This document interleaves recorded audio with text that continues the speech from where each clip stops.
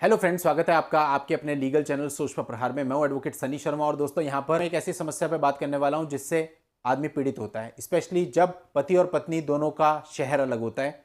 तो होता क्या है कि पहले तो पति अपनी तरफ से कुछ करता नहीं, कोई कानून ज़्यादा होते नहीं है।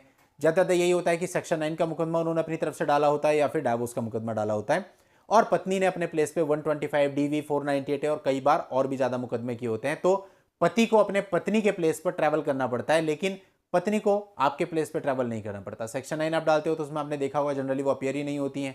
अगर आपने डाइवोर्स डाला हुआ है तो वहां पे भी बहुत कम अपीयर होती हैं। और इससे बड़ी बात, जब भी कोई आप हिंदू मैरिज एक्ट का मुकदमा फाइल करते हो तो पत्नी उसको ट्रांसफर करने की एक एप्लीकेशन लगा देती है कि ये मेरे प्लेस पे ट्रांसफर किया जाए, और 90% वो केसेस सारे ट्रांसफर हो भी जाते हैं।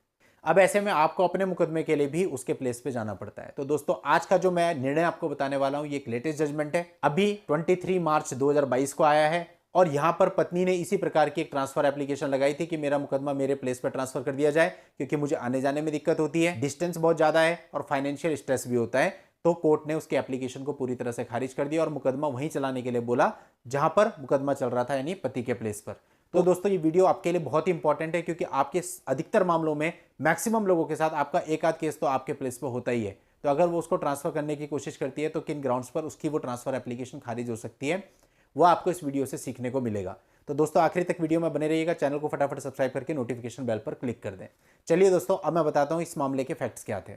पति ने अपनी तरफ से एक डाइवोर्स की पिटीशन डाली थी और पत्नी ने हाईकोर्ट में एक ट्रांसफर पिटीशन लगाई कि इस मामले को औरैया से इटावा ट्रांसफर कर दिया जाए। उसने 125 सीआरपीसी और डीवी का केस इटावा में डाला हुआ है और उसके हस्बैंड ने केवल उसे हैरेस करने के लिए यह केस फाइल किया है, इसलिए यह केस ट्रांसफर हो जाना चाहिए। डिस्टेंस भी काफी ज्यादा है। अब जो पति की साइड के वकील साहब थे उन्होंने कोर्ट को बताया कि यह मामला चला और इस मामले में पत्नी ने अपनी तरफ से सेक्शन 24 की एप्लीकेशन भी लगाई और उसमें उसने अपना लिटिगेशन एक्सपेंसेस भी मांगा, और जो पति है वो उसको उसका लिटिगेशन एक्सपेंसेस दे भी रहा है, तो फिर ट्रांसफर की कोई नीड ही नहीं है। अगर वो लिटिगेशन एक्सपेंसेस पे कर रहा है सेक्शन 24 के अंतर्गत, तो फिर ऐसे में केवल डिस्टेंस और फाइनेंशियल स्ट्रेस के बेस पर इसका ट्रांसफर का कोई ग्राउंड नहीं बनता है। अगली चीज ये कंसीडर की गई कि जो मुकदमा है वो अभी फाइनल हियरिंग पे चल रहा है, ऐसे में यदि इस ट्रांसफर एप्लीकेशन को अलाउ किया जाता है तो मुकदमे में अननेसेसरी डिले होगा। अब दोस्तों कोर्ट ने दोनों पक्षकारों की बातों को देखा, समझा और साथ ही साथ ये भी माना कि जो मुकदमा है वो फाइनल हियरिंग पे चल रहा है। अब यदि ऐसे में इस ट्रांसफर पिटीशन को अलाउ किया गया तो मुकदमे में अनावश्यक रूप की देरी होगी,